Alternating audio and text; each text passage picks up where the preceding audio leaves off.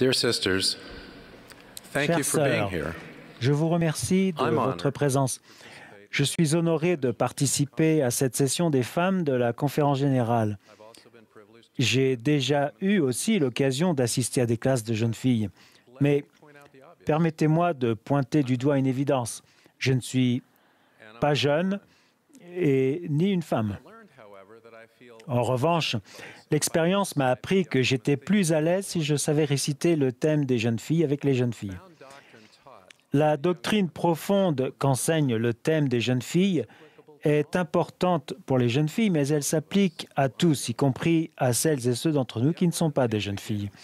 Le thème des jeunes filles commence ainsi. « Je suis une fille bien-aimée de parents célestes. J'ai une nature divine et une destinée éternelle. » Cette déclaration comporte 4 vérités importantes. Premièrement, vous êtes des filles bien-aimées. Rien de ce que vous faites ou ne faites pas ne peut changer cela. Dieu vous aime parce que vous êtes ses filles d'esprit.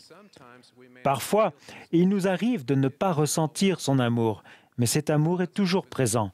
L'amour de Dieu est parfait. Notre capacité de le ressentir, elle, ne l'est pas. L'Esprit joue un rôle essentiel pour nous communiquer que Dieu nous aime. Pourtant, l'influence du Saint-Esprit peut être obscurcie par de fortes émotions comme la colère, la peur ou la haine, comme si on essayait de savourer le goût délicat d'un raisin tout en mangeant du piment. L'un des goûts est complètement dominé par l'autre. De la même manière, certains des comportements qui nous éloignent du Saint-Esprit, notamment lorsque nous péchons, nous empêchent de ressentir l'amour que Dieu a pour nous. Notre perception de l'amour de Dieu peut également être émoussée par des situations difficiles et, entre autres, par la maladie physique ou mentale. Dans toutes ces situations, les conseils de dirigeants ou de professionnels de confiance sont souvent bénéfiques. Nous pouvons aussi essayer d'être plus réceptifs à l'amour de Dieu en nous posant cette question : mon amour pour Dieu est-il constant ou est-ce que je ne l'aime que quand tout va bien, mais pas tellement les mauvais jours? La seconde vérité est que nous avons des parents célestes, un père et une mère. La doctrine d'une mère céleste nous est donnée par révélation et c'est une croyance distinctive des saints des derniers jours. Dallin H. Oaks a expliqué l'importance de cette vérité. Notre théologie commence par des parents célestes. Notre aspiration la plus élevée est d'être comme eux. Très peu de choses ont été révélées sur notre Mère céleste, mais ce que nous savons est résumé dans les essais sur des sujets de l'Évangile dans notre application médiathèque de l'Évangile. Une fois que vous aurez lu ce qui est écrit, vous en saurez autant que moi sur le sujet. J'aimerais en savoir plus. Vous aussi, vous avez peut-être encore des questions et souhaitez trouver plus de réponses.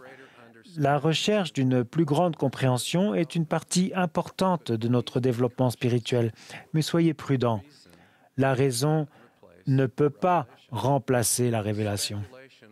Les spéculations ne mèneront pas à une plus grande connaissance spirituelle, mais elles peuvent conduire à la tromperie ou détourner notre attention de ce qui a été révélé.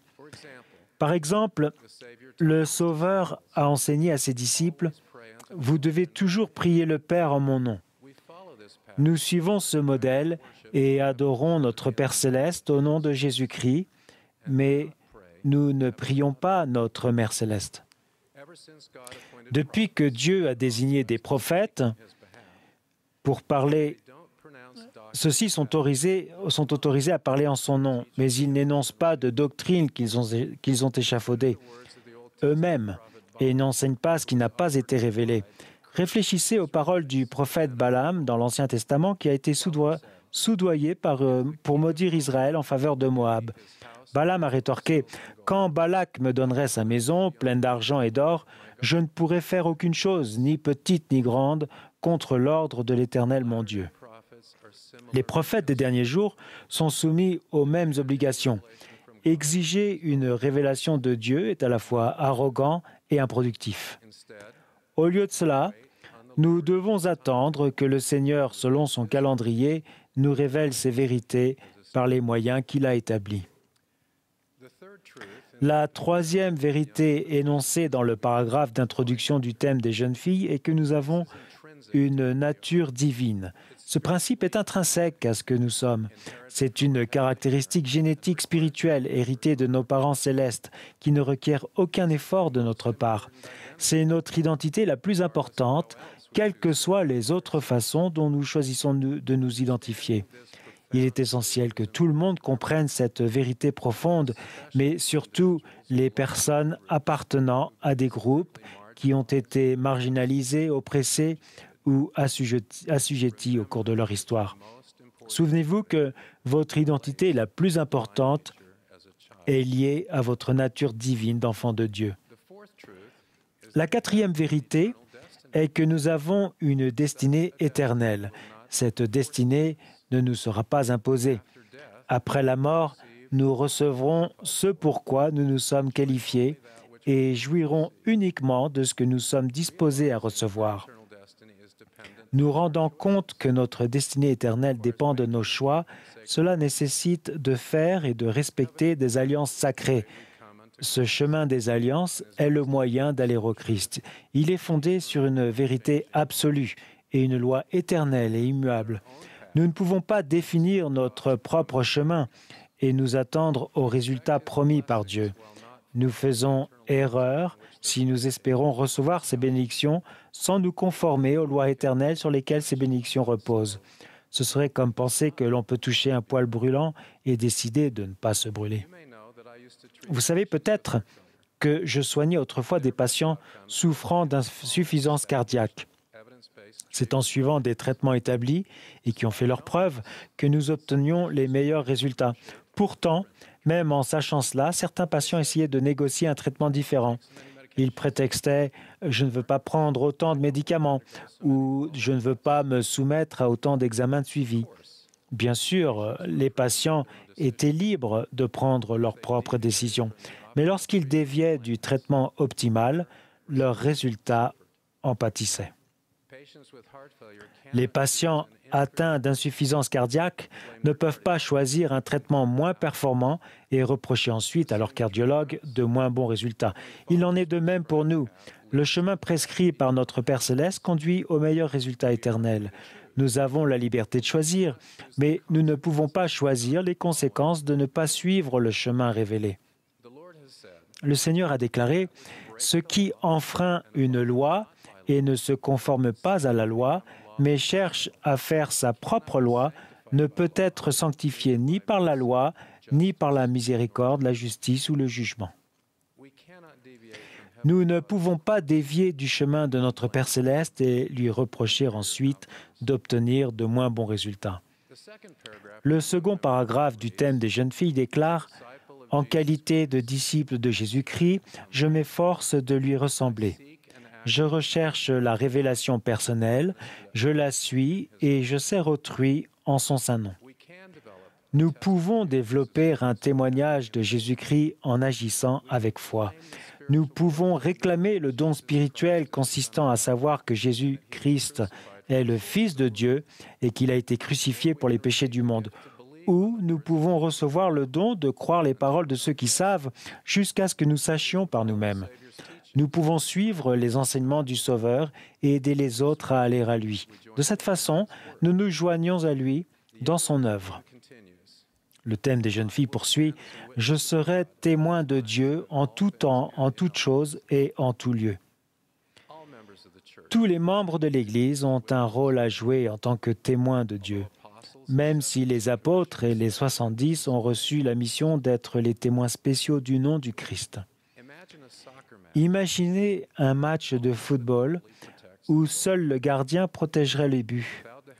Sans l'aide des autres joueurs de l'équipe, le gardien serait incapable de défendre correctement les buts et l'équipe perdrait à chaque fois. De la même manière, tout le monde est nécessaire dans l'équipe du Seigneur. Le dernier paragraphe du thème des jeunes filles commence ainsi. « Dans mes efforts pour obtenir l'exaltation, je chéris le don du repentir et je cherche à m'améliorer chaque jour. Grâce au sacrifice expiatoire du Sauveur, nous pouvons nous repentir, apprendre de nos erreurs et ne pas être condamnés par elles.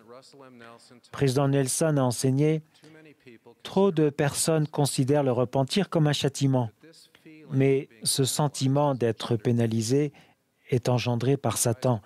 Il essaie de nous empêcher de nous tourner vers Jésus-Christ, qui se tient les bras ouverts, disposé à nous guérir, nous pardonner, nous fortifier, nous purifier et nous sanctifier, et espérant le faire. Lorsque nous nous repentons sincèrement, il ne reste aucune cicatrice spirituelle, quoi que nous ayons fait, quelle qu'en soit la gravité, et peu importe le nombre de fois que nous l'avons fait. Aussi souvent que nous nous repentons et cherchons le pardon avec une intention réelle, nous pouvons être pardonnés. Quel don remarquable de notre Sauveur Jésus-Christ! Le Saint-Esprit peut nous assurer que nous avons été pardonnés. Lorsque nous ressentons la joie et la paix, la culpabilité est balayée et nous ne sommes plus tourmentés par nos péchés. Toutefois, même après un repentir sincère, il nous arrive de trébucher. Le fait de trébucher ne signifie pas que nous ne nous sommes pas repentis correctement, mais reflète simplement la faiblesse humaine. Comme il est réconfortant de savoir que le Seigneur voit les faiblesses d'un autre œil que la rébellion. Nous ne devrions pas douter de la capacité du Sauveur à nous aider à faire face à nos faiblesses, parce que lorsqu'il parle de faiblesse, c'est toujours avec clémence. Le thème des jeunes filles conclut « Avec foi, je fortifierai mon foyer et ma famille, je contracterai des alliances sacrées et les honorerai, et je recevrai les ordonnances et les bénédictions du Saint-Temple. » Fortifier le foyer et la famille peut signifier forger le premier maillon d'une chaîne de fidélité, perpétuer un héritage de foi ou encore le rétablir. Quoi qu'il en soit, la force nous parvient par la foi en Jésus-Christ et en contractant des alliances sacrées. Dans le Temple, nous apprenons qui nous sommes et d'où nous venons. Cicéron, le philosophe romain, a dit « Ignorer ce qui s'est passé avant sa naissance, c'est rester toujours comme un enfant. » Il faisait bien sûr allusion à l'histoire profane, mais son observation à viser peut être étendue. Nous restons perpétuellement des enfants quand nous ignorons la perspective éternelle que l'on acquiert dans les temples. Au temple, nous croissons dans le Seigneur, recevons une plénitude du Saint-Esprit et nous engageons plus complètement en tant que disciples du Sauveur. Lorsque nous respectons nos alliances, nous recevons le pouvoir de Dieu dans notre vie. Je vous invite à centrer votre vie sur Jésus-Christ et à vous souvenir des vérités fondamentales du thème des jeunes filles. Si vous y êtes disposé, le Saint-Esprit vous guidera. Notre Père céleste veut que vous deveniez ses héritières et receviez tout ce qu'il a.